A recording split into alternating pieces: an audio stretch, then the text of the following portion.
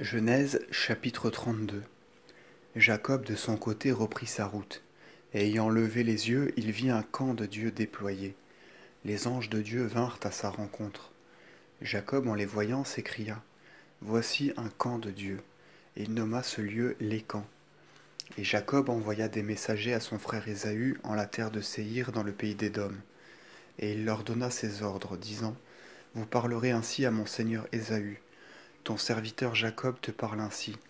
J'ai habité auprès de Laban, j'y suis resté jusqu'à 7 heures. J'y ai acquis des bœufs et des ânes et du menu bétail, et des serviteurs et des servantes. J'envoie des messagers à mon seigneur Ésaü, afin que son serviteur trouve grâce devant lui. Les messagers revinrent vers Jacob, disant: Nous sommes allés chez ton frère Ésaü, et voici qu'il vient à ta rencontre avec 400 hommes. Jacob eut grande crainte, et il était très indécis. Il divisa en 2 troupes les hommes qui l'accompagnaient, ainsi que les bœufs et les chamelles et les brebis. Jacob se disait: Si Ésaü marche sur l'une des troupes et la combat, la seconde du moins pourra être sauvée. Et Jacob dit: Dieu de mon père Abraham, Dieu de mon père Isaac, Seigneur, vous qui m'avez dit: Retourne dans la terre où tu es né, et je te serai favorable, c'est assez pour moi de toute la justice et de toute la vérité dont vous avez usé envers votre serviteur. Car j'ai traversé le Jourdain, n'ayant que ce bâton, et je reviens possesseur de 2 troupes. Délivrez-moi de la main de mon frère, de la main d'Ésaü, car je le crains. Je crains qu'en arrivant, il ne frappe, et moi et la mère avec ses enfants. C'est vous qui avez dit: Je te serai favorable, et je rendrai ta race aussi nombreuse que le sable de la mer, dont nul ne saurait compter l'abondance. Il dormit cette nuit dans l'endroit où il était, il prit ensuite des biens qu'il portait pour en faire des présents. Et il envoya à son frère Ésaü 200 chèvres, 20 boucs, 200 brebis, 20 béliers, 40 chamelles à lait et leurs petits, 40 bœufs, 10 taureaux, 20 ânes et 10 poulains.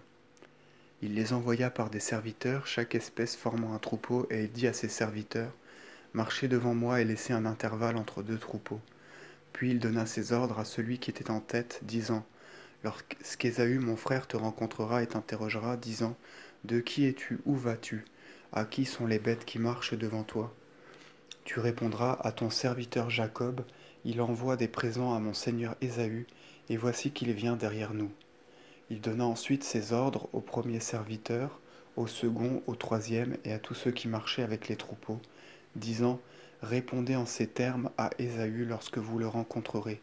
Dites: Voici ton serviteur Jacob qui vient derrière nous, car, se dit-il, je l'apaiserai par les présents qui vont au-devant de lui, et après cela je le verrai face à face, et il m'accueillera favorablement.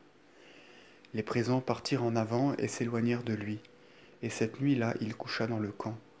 Et s'étant levé pendant la nuit, il prit les 2 femmes, les 2 servantes, et les 11 garçons, puis il traversa le gué de Jabbok. Il les prit, puis il traversa le fleuve, et tout ce qui lui appartenait traversa aussi. Jacob resta seul. Alors un homme lutta contre lui jusqu'au matin.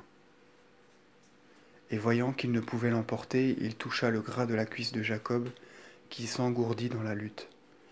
L'ange lui dit: Laisse-moi partir, car l'aurore s'est levée. Il répondit: Je ne te laisserai point partir que tu ne m'aies béni. L'ange repartit. Quel est ton nom? Il répondit: Jacob. Tu ne te nommeras plus Jacob, reprit l'ange, Israël sera ton nom, parce que tu as été fort contre Dieu, et que tu seras fort contre les hommes.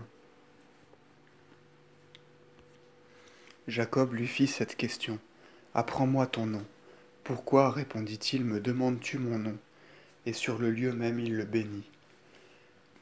Jacob nomma cet endroit vision de Dieu, car, dit-il, j'ai vu Dieu face à face, et la vie m'a été conservée. La vision de Dieu s'étant évanouie, le soleil se leva sur lui, et Jacob boitait de la cuisse. À cause de cela, les fils d'Israël, aujourd'hui encore, ne mangent point le nerf du gras de la cuisse qui fut engourdi, parce que le gras de la cuisse de Jacob fut touché et que le nerf s'engourdit.